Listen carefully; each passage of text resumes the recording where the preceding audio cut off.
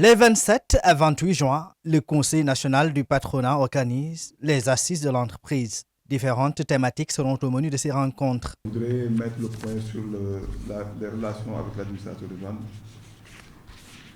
sur la transparence et le traitement uniforme harmonisé du service des douanes pour une meilleure prise en charge et une équité entre ce que l'on fait au formel et à l'informel.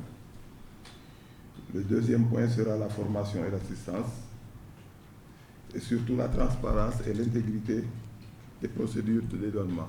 Devra, Étienne, aussi permettre à l'administration des douanes et des impôts de présenter leurs feuilles de route et leurs priorités.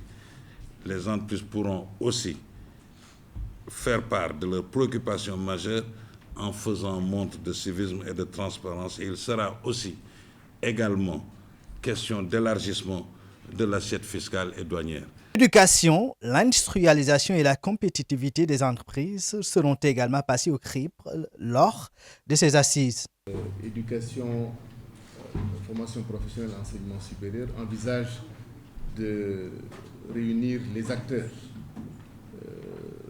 de tous les secteurs, à la fois l'éducation, la formation professionnelle, l'enseignement supérieur, mais bien sûr les autorités étatiques, pour réfléchir sur une problématique essentielle. L'état des lieux, faire l'état des lieux et des perspectives de l'insertion des jeunes en milieu professionnel.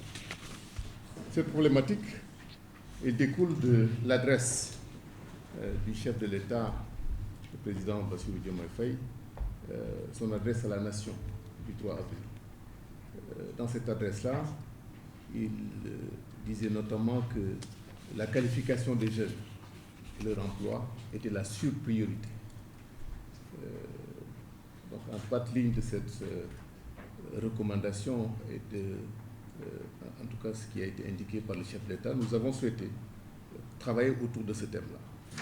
Dire quelle est la contribution du secteur privé, qu'est-ce que nous avons fait jusqu'à aujourd'hui, quelle est notre contribution à la qualification des jeunes. L'édition 2024 va porter surtout sur relancer les échanges sur l'industrialisation et la compétitivité du secteur en impliquant effectivement les nouvelles autorités gouvernementales. Il s'agira aussi de conforter l'esprit dans le portage naturel des intérêts de l'industrie sénégalaise. Nous savons les différentes difficultés que l'industrie cette dernière année, fiscalité, réglementation, concurrence, durabilité. Il s'agira aussi d'impulser un engagement des consommateurs à plébisciter la production locale.